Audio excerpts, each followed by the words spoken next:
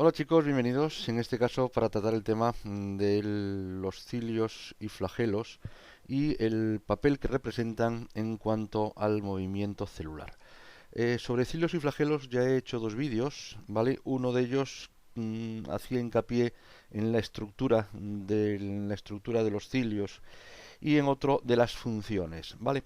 En este, como digo, lo voy a encaminar más a describir el papel que desempeñan en el movimiento celular. De todas formas, os pongo enlaces si queréis ver los otros vídeos sobre este tema. Vale, bien, vamos entonces a comenzar y ya tenéis ahí en pantalla la primera de las imágenes que nos va a acompañar a lo largo de este tutorial. Comienzo diciendo entonces que los flagelos son unas largas proyecciones que se van a extender desde la superficie celular y se encuentran, como ya os dije al principio, relacionados con el movimiento de la célula.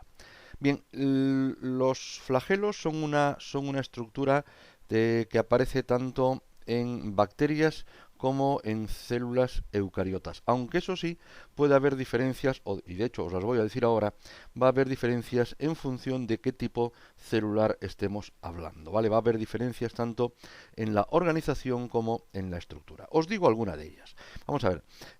Los flagelos en bacterias se encuentran formados por flagelina, mientras que en eucariotas están formados por tubulina, es decir, microtúbulos por tubulina. En bacterias, los flagelos llevan a cabo provocan un movimiento en la célula de rotación, es decir, el flagelo se mueve como si fuese la hélice de un barco, mientras que en eucariotas lo hace con movimientos más bien ondulatorios.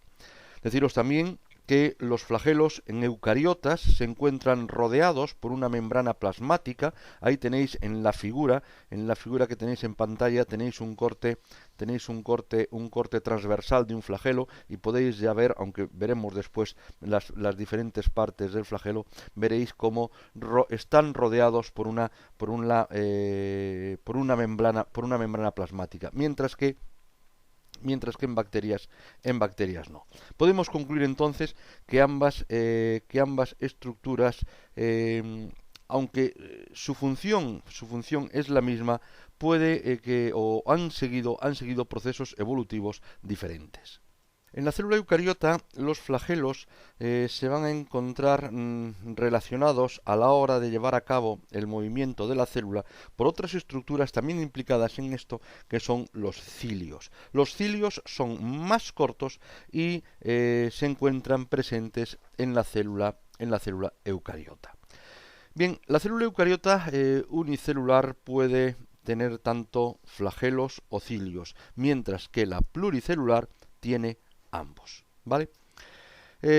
Como os acabo de decir, los flagelos son más largos que los cilios y la célula puede tener uno o puede tener dos flagelos, pero en cambio la cantidad de cilios es mucho mayor, ¿de acuerdo?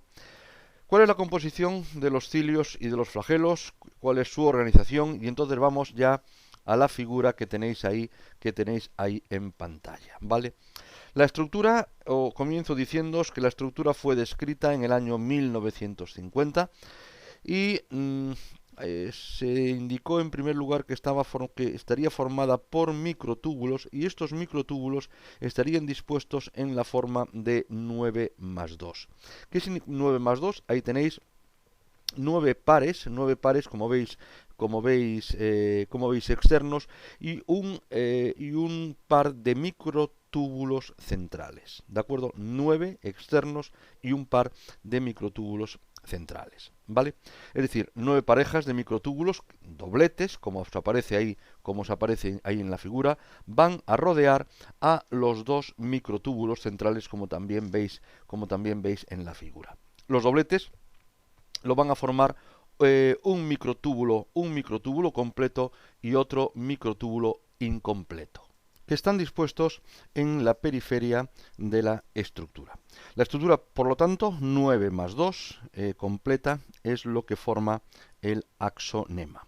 El axonema se va a unir a la célula a través del cuerpo basal. El cuerpo basal tiene una estructura idéntica al centriolo, pero a diferencia de lo que ocurría con este orgánulo donde su función no está del todo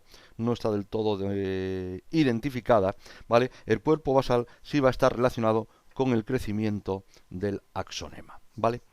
La estructura de los cilios y de los flagelos se fue perfilando con la ayuda de la microscopía electrónica.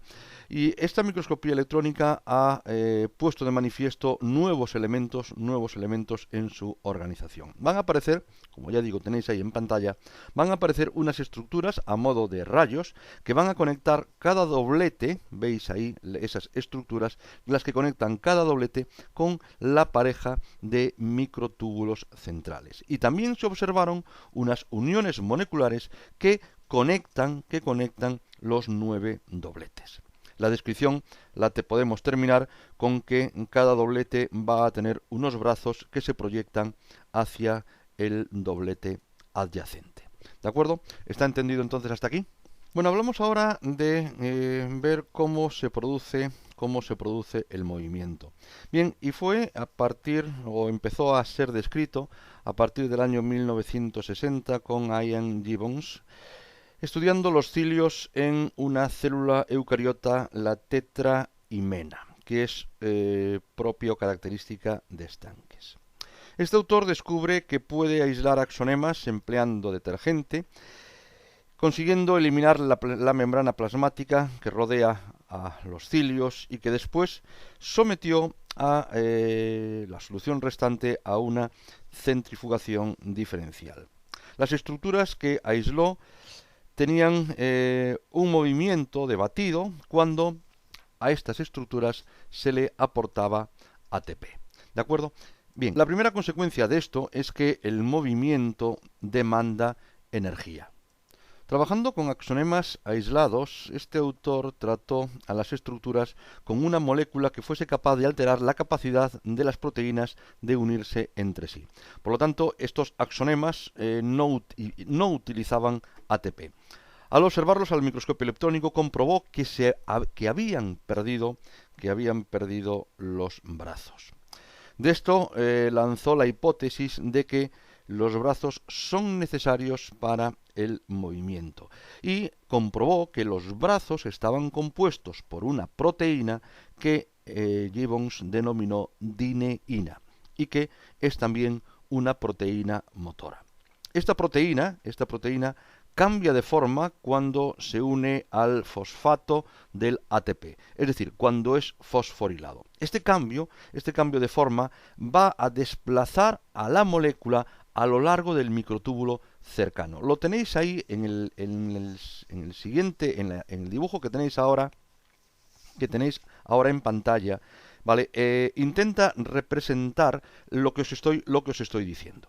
En la figura superior estáis viendo cómo los brazos de dineína se encuentran en reposo, por lo tanto el flagelo se encuentra en posición recto.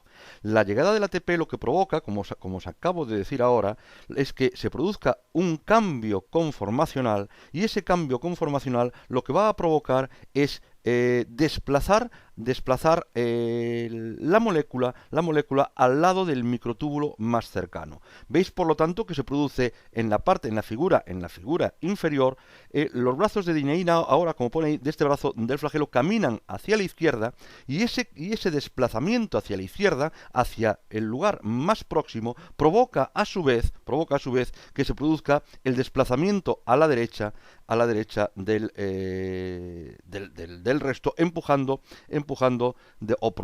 provocando que el flagelo se doble. Es decir, hay por un lado un desplazamiento hacia la izquierda y por el otro, y ese desplazamiento hacia la izquierda va a conseguir empujar sus microtúbulos hacia la derecha. ¿Vale? Los microtúbulos, pensar que no se pueden deslizar unos con respecto a otros a causa del anclaje que tienen en común. Este movimiento va a facilitar que los dobletes de los microtúbulos se deslicen lógicamente unos sobre otros. Pensemos que los 9 dobletes del axonema se encuentran conectados con la pareja central del microtúbulo y que todos los dobletes se encuentran unidos entre sí. El movimiento de deslizamiento que va a provocar la dineína es limitado. Por lo tanto, si un doblete se desliza, va a transmitir la fuerza al resto del axonema mediante esas uniones. Es decir, lo que estáis viendo en la figura inferior. En la figura superior estáis viendo la situación de reposo. Ahora, en la figura inferior, lo que se ha producido es ese cambio conformacional. ¿Vale? Se produce el desplazamiento hacia la izquierda, que por el hecho de que estén todas las estructuras adheridas va a provocar el desplazamiento hacia la derecha del resto de los microtúbulos, como tenéis ahí. Los empuja hacia la derecha. Si los brazos, por lo tanto, de dineína de un lado del axonema se mueven, hace que algunos dobletes se deslicen, mientras que los otros se encuentren en reposo, provocándole el desplazamiento hacia la derecha, y esto va a conseguir que exista ese movimiento ondulatorio. ¿De acuerdo? ¿Está entendido? Bueno, espero que lo hayáis entendido. Si tenéis alguna duda, por favor me la comentáis, y como siempre, gracias por ver los vídeos y gracias por estar ahí.